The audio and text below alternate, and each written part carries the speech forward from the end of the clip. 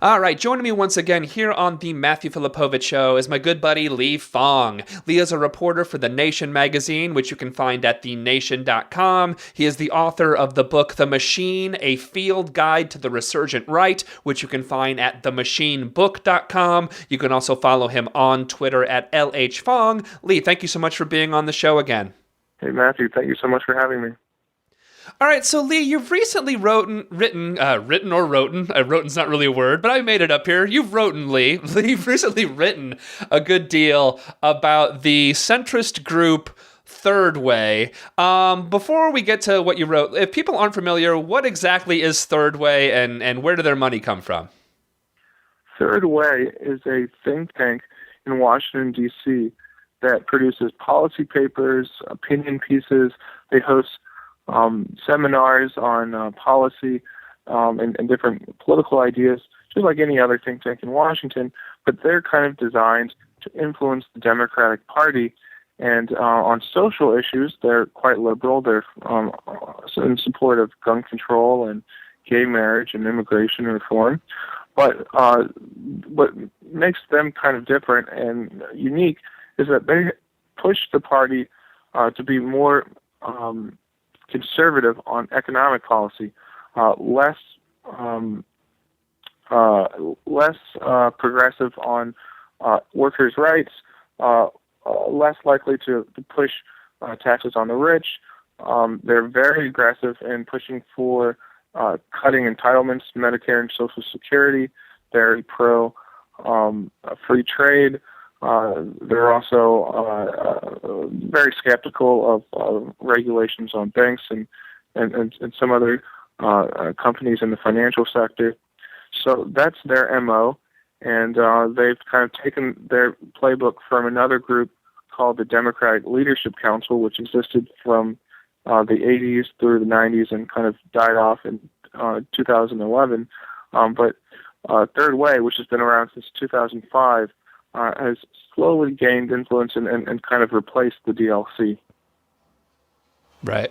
And many people might have heard it was a couple, like a week ago, week and a half ago, that two of the high ups at Third Way wrote a column in the Wall Street Journal, basically telling Democrats to run away from any type of economic populism, to run away from Elizabeth Warren, to run away from the populism that Bill de Blasio used in his campaign of running for mayor, pretty much, and that they really should be embracing cuts to Social Security, not actually strengthening Social Security, cuts to Medicare.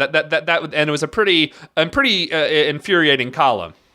It was interesting because it was an opinion piece from a think tank that had almost no content or substance. And I'll say that not because I disagreed with it, but because it just didn't make any sense. I mean, they said that Third Way said that Democrats should not listen to folks like Bill de Blasio because he has no idea or no way to shape, or his ideas on Social Security and Medicare aren't the right way to go. I don't know how the mayor-elect of New York City has any influence on entitlements. And, they were making this argument on Elizabeth Warren, saying that, her policies would be bad for Democrats. But they didn't lay out any evidence why, electorally, this would hurt Democrats. Very few people have run on some of her recent proposals on banks or expanding entitlement. Really, no one has yet because a lot of them are so new. She was just elected in 2012. So it was strange, but it was a shot across the bow, so to speak, and it sparked a lot of outrage.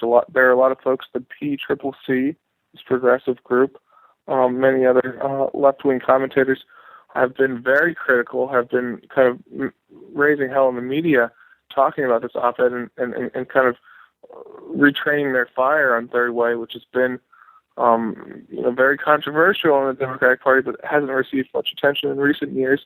And it's really sparked kind of a lively debate about where economic populism should be in the Democratic Party, what exactly should be the Democratic Party line on entitlement reform. And, it did spark a little series of blog posts for myself because it's worth looking at what what are the motivations of Third Way and where do they get their money? What's interesting about Third Way is that they're funded largely by corporate money. That's not terribly surprising. But what is a little bit unique here is that if you look at their annual report, and every nonprofit has to file a report that shows who their fundraisers are. And usually nonprofits have dedicated nonprofit fundraisers. These guys that host, these cocktail hours or whatever that help think tanks raise money. But what Third Way relies on is a K Street lobbying firm that works for the big banks, that works for large corporations attempting to influence Capitol Hill. That's their lobbying firm, or that's their fundraising firm, which is actually I've never seen that before in any of these reports. So that's fairly unique, and I put that in the blog. You're actually right. So the group is Peck, Madigan, Jones, and Stewart, and they represent Deutsche Bank, Intel, Business Roundtable, AT&T, International Swaps and Derivatives Association, MasterCard, New York Life Insurance, Pharma, U.S. Chamber of Commerce. So these are fairly large corporate interests here that this group is tied to. Right, and these aren't just benign interests. The Business Roundtable is basically a collection of the most powerful CEOs in the country, and they get together and come down to D.C. and demand tax cuts and deregulation and less power for their workers. So these are very right-wing interests. The U.S. Chamber of Commerce is one of the most right-wing corporate trade groups that has been the biggest beneficiary of Citizens United. They love taking secret corporate money and spending that to defeat Democrats, namely the same type of Democrats that usually partner with Third Way. So it's kind of interesting that Third Way, in arguing that you have to listen to them and take their policies if you want to improve the Democratic Party. But it's a little bit ironic that they share consultants with the U.S. Chamber's biggest lobbying firm.